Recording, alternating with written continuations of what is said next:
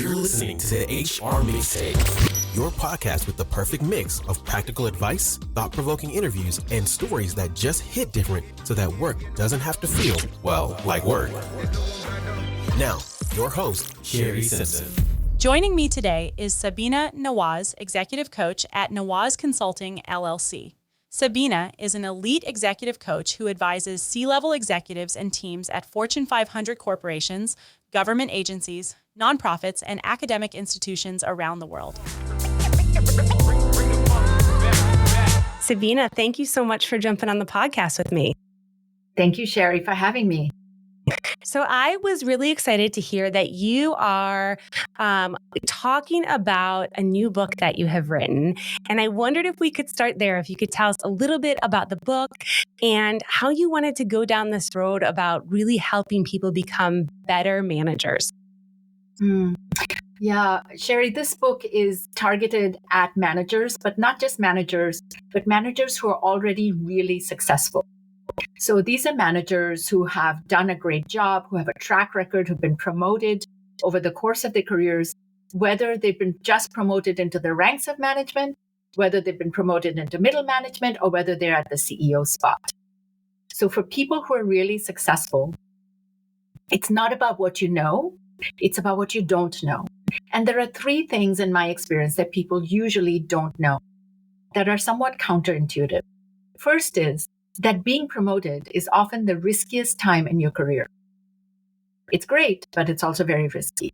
Second is that it is not power that corrupts, but pressure. And the third is that the more you know, the less you know. The less you know about the impact your actions are having on other people and their productivity, because power insulates and isolates you. So those are the things I share in the book to open people's eyes a little bit wider so they can continue to be successful. Let's talk about that pressure for a while. You know, I see this so much when talking to leaders on, the ones that are really successful, they put on themselves a lot. They have a lot put on them from leadership, and they have a lot of expectations coming from their employees. How do they work through that? Mm-hmm. Yes, I think you're really onto something there, Shari, about putting so much onto ourselves first. And one of the ways we put things onto ourselves is through this trap that I call the sole provider trap. And we fall into this in a number of ways. The sole provider meaning I'm the one who has to do this thing, or I just instinctively jump in and do it. I don't even think about it, that I'm the one who has to do it. That can happen as a caretaker. Oh, my team is going through a lot. Let me jump in. Of course, your team is going to be going through a lot all the time. And every time you jump in, you're hobbling their growth and you're adding more pressure to yourself. You could also be that whack-a-mole champ, that arcade game where you have the rubber mallet and you've got these moles that pop up and you whack them as fast as possible. And you fall asleep really satisfied that you whacked a whole bunch of moles that day, only for them to reappear the next day. Cesar, somebody I share his story in the book, used to do that. And he got a high out of that. What he didn't realize is after a while, his team started leaving. He was whacking their morale and their productivity in addition to the to-do list that he was whacking. So you could be the whack-a-mole champ. You could also be that straight A student. Nobody's going to have it done as perfectly as me.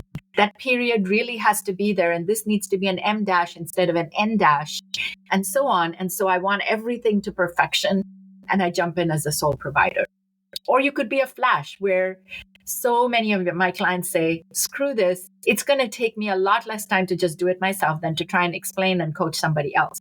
The problem is then you have to keep doing it over and over again and feeding that beast. So yes, those are a lot of ways in which people put that pressure on themselves.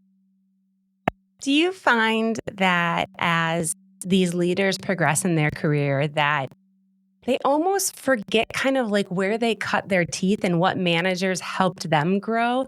Because I find that sometimes you reach a point that you kind of forget those things. You forget your own journey. And you, like you said, you end up in these positions where you have all this pressure on yourself. But if you think back, typically the managers I've seen that have been really successful, they all have a mentorship story or a coaching story or a, hey, I learned from this failure story. How do we get them to remember that? Yeah, absolutely. They forget that. Because when I tell them how they might gradually coach and teach other people, they go, well, I didn't need that. And I was never that needy.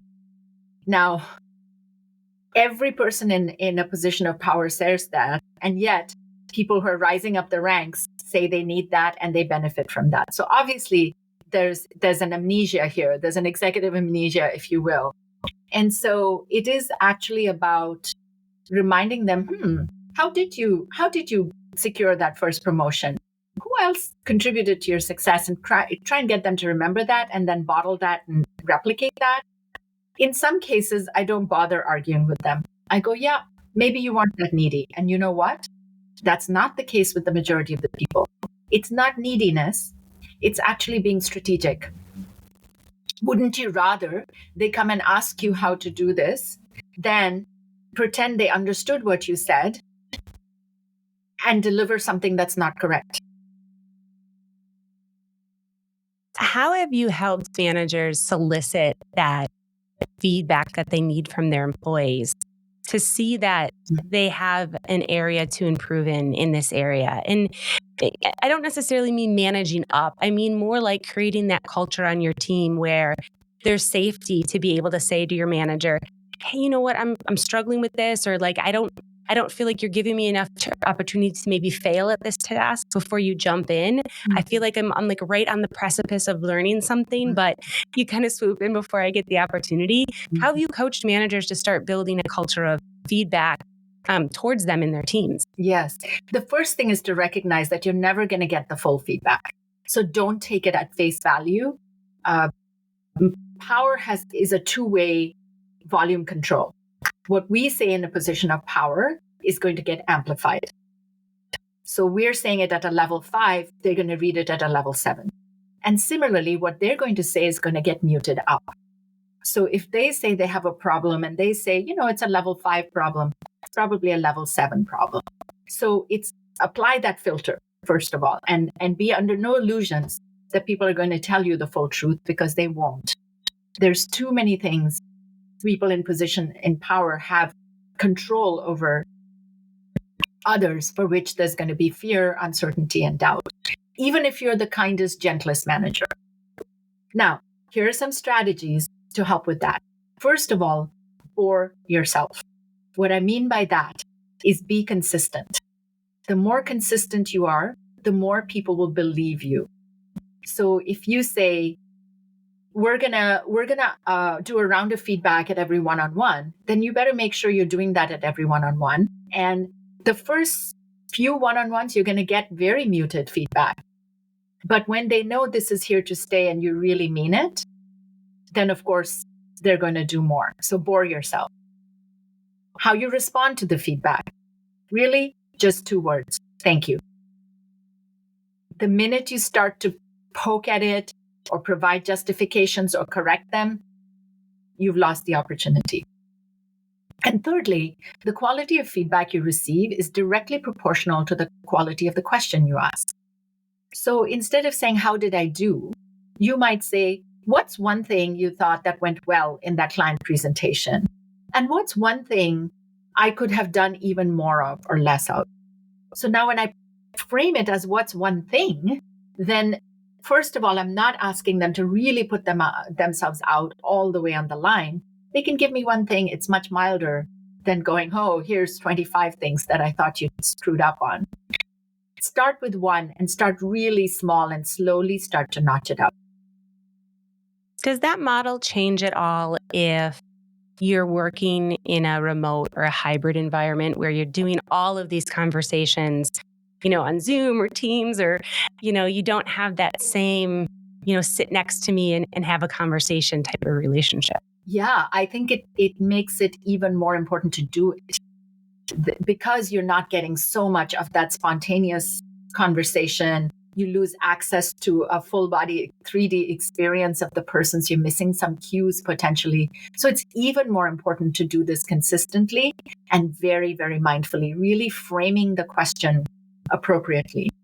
Somebody I've worked with, he has a brilliant practice where at the end of each staff meeting, so you can ask for feedback one-on-one and also in groups to transmit why that this is really important and it's part of the culture, as you said. So at the end of every staff meeting, he reserves a few minutes for people to go around and they answer the question, what's the last 10% you are not sharing? And because he has done this for years, it has become part and parcel of the culture. Now, does everyone share every last bit of that 10%? Of course not, nor should they. There's some things are better left unsaid. And it fosters an openness that most teams don't have. And it's such a good practice to open up your teams to be able to give those opportunities, or there's negative things that you're experiencing. We had a leader that I worked with once who would ask in a team meeting if everybody was on board with the project or the idea or the concept we were going down the road with. He would say, okay, who's the thumbs down person who can play that role for me right now? And kind of poo-poo the idea so that we could uncover things that maybe we didn't think about or didn't consider as we were building things. So I love that idea of introducing that. That's so smart, to actually assign a role to somebody to be the thumbs down person for the entire meeting, perhaps.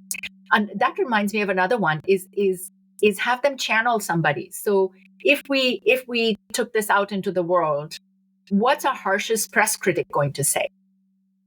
How will our competitors celebrate our failure? Asking those kinds of questions, so it externalizes it and gets people to be more open. I love the how does our competitor, what are they going to say? I love that. What a great mindset to have in a meeting. Okay, let's switch gears just a little bit. So you're working with these managers. They're high performers, as we talked about. Maybe though they're at the point now where they say, you know what? I don't got time for that. I'm doing great. You know, my team is fine. I'm meeting my KPIs. I'm just too busy to prioritize my own growth. Their own growth. Their own growth, yeah. Mm. Yeah, maybe you're fine. Great. Or how's it working for you? Yeah. One of the things you can learn through growth is how to be not too busy. So one way to meet them where they are, like what are the challenges they're facing right now? I'm too busy. Now, of course, everybody's going to say that. So it's a great entry point to say, how can you get less busy? Let's talk about the pressure pitfalls you have fallen into, where you've become the sole provider, or where you're feeding your own needs for affirmation and confirmation and heroism, or where you've fallen into the trap of busy. Let's talk about those things and where you might be able to loosen up some of that pressure for you and at the same time increase the growth and independence of your team. So that's the angle I would come at if they told me that. You know, the growth of a team, I think, has always fallen into a place where managers really need to think about psychological safety. And I've talked about this before in the podcast, just how important that concept is. What are your recommendations on building psychological safety on your team as a manager and really creating a place where we can have some of these tough conversations? And I guess I'm looking for like specifics, because I think sometimes managers are like, okay, great, I understand it. Like, what specifically can I do to create psychological safety? I think many of the things we've talked about in terms of receiving feedback would absolutely go a long way. But when we're talking about a team, and it's not just feedback to the manager, here's the thing, it's feedback to each other. We over-focus on just the manager-employee, and it's easy then it keeps us off the hook from holding each other accountable, because that's what true leadership is, when you can influence without authority, when you can lead without authority. Here, there are prescribed roles and processes to do that. So a few ways to do that. First is, are you role modeling that? Are you providing direct feedback, or are you skirting around things, or using the feedback sandwich with the positive, corrective, positive, which everybody knows doesn't quite work? Are you receiving feedback really well? So those, first of all, those things. Then I think it's about proactively putting some difficult topics on the table and having that conversation, but giving people some space for grace.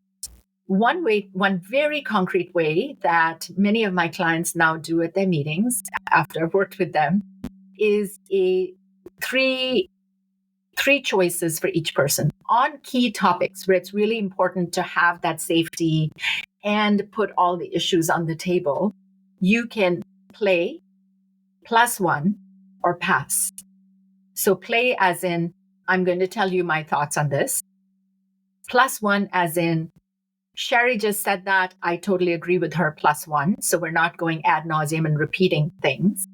Or pass, because for whatever reason, I don't have something to add or I'm not comfortable adding. So a key to safety is also giving people some choice. It's not forced sharing. So play +1 pass immediately increases the safety level to say, yeah, I'm invited to play, but I don't have to repeat things and I don't have to participate today if for whatever reason I don't want to. And there's no explanation expected. Now, if somebody passes 10 times in a row, you might want to have a one-on-one conversation with them about what's going on.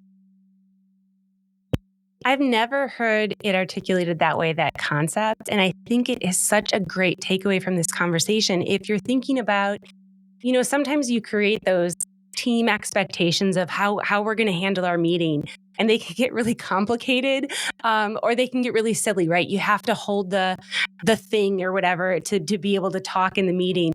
What a great way to just introduce those concepts.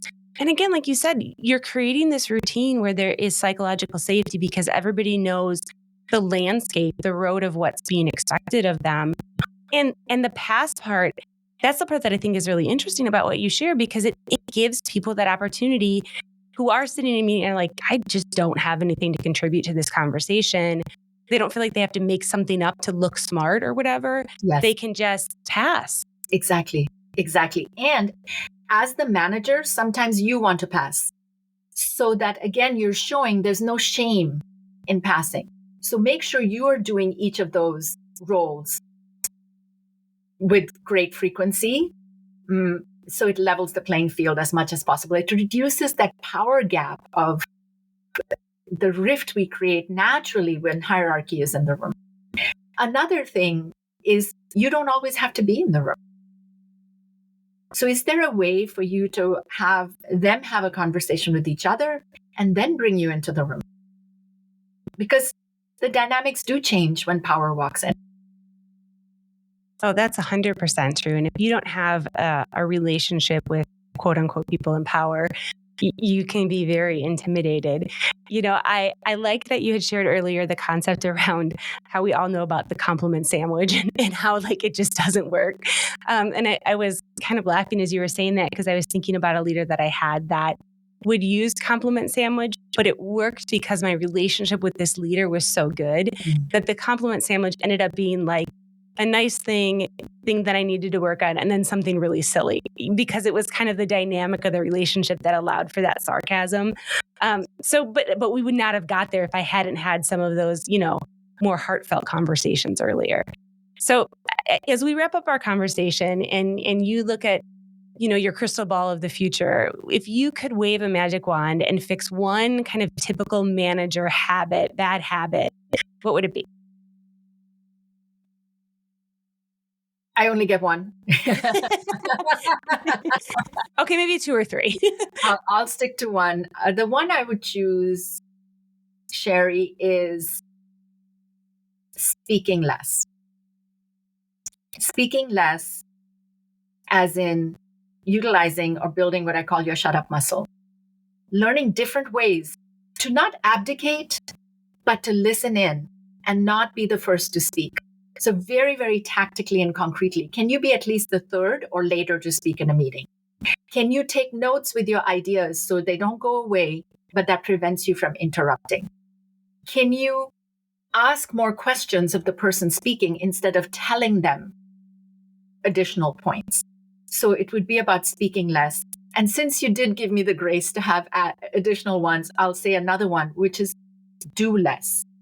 Doing less, as in the notion of what I call creating blank space, 2 hours a week, back to back, where you unplug from everything and stop to think about the bigger picture instead of do.